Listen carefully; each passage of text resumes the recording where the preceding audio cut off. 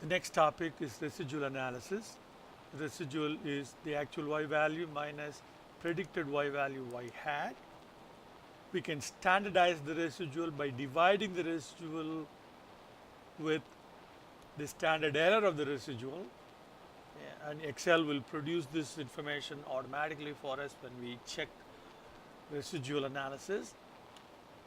So given the regression model, then we can plot these residuals and examine whether the model assumptions are valid or not. The 4 assumptions that we already reviewed in a previous video. What are the plots that we can study? Plot residuals against each x variable. On the x-axis we have several x variables, so for one plot for each x variable on the x-axis, and then we can plot standardized residuals against the predicted y on the x-axis, and of course we have the normal probability plot, and these plots can be used to validate our assumptions. So we can use plot number 1 and 2 to validate the first 3 assumptions, and what we need to look for is completely random pattern, only noise in the plot. If that is so, then the first 3 assumptions can be considered valid. That is, the expected value of the error is equal to 0, the variances are all equal, and the values of E are independent. We can use the second plot to validate our normal distribution assumption as well. In 95% of the standardized residuals must fall within plus or minus 2. If so, normal distribution is validated.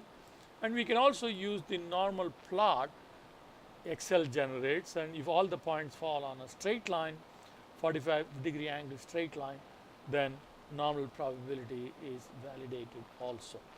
We can use the residual plot to detect outliers. Any standardized residual falling outside of plus or minus 2 can potentially be an outlier.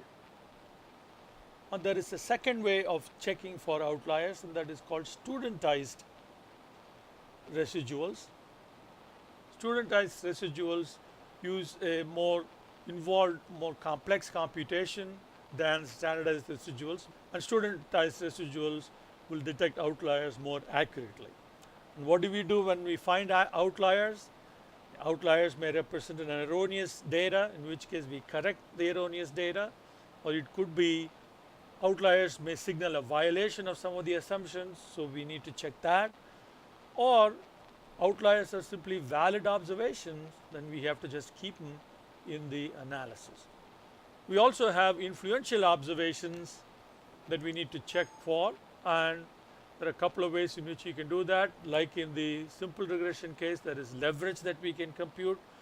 Unfortunately, Excel doesn't compute this for us automatically, so we cannot use this in our class, but other software packages like SPSS or SAS will generate that. And there is another measure that we can use called Cook's distance, and once again we are not going to be able to get into that because Excel doesn't generate Cook's distance for us.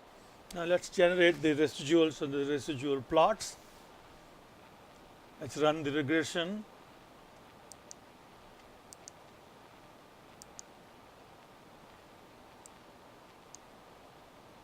Y range, travel time, X range, miles and deliveries, labels, output option from here. Now we're going to select residuals, standardized residuals, residual plots, and normal probability plots. Click OK. Now let's format the summary output. All right, now let's arrange the plots. Okay, these are the plots for residuals against each x variable. So we have one x variable for miles and one for deliveries.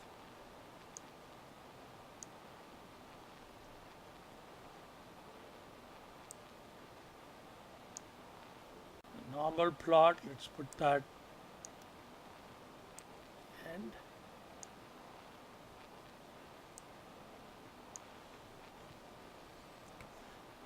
The other plot we need is standardized residuals against predicted y. So we have standardized residuals here and predicted y here.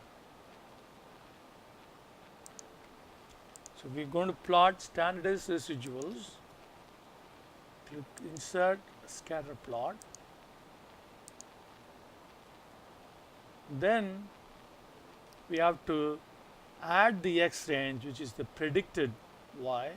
So select data and edit, add the x range here. Click OK, OK, and you need to clean up a little bit. Get rid of that and move the plot over here. Now we need to study these plots for random noise only, no detectable pattern in any of them.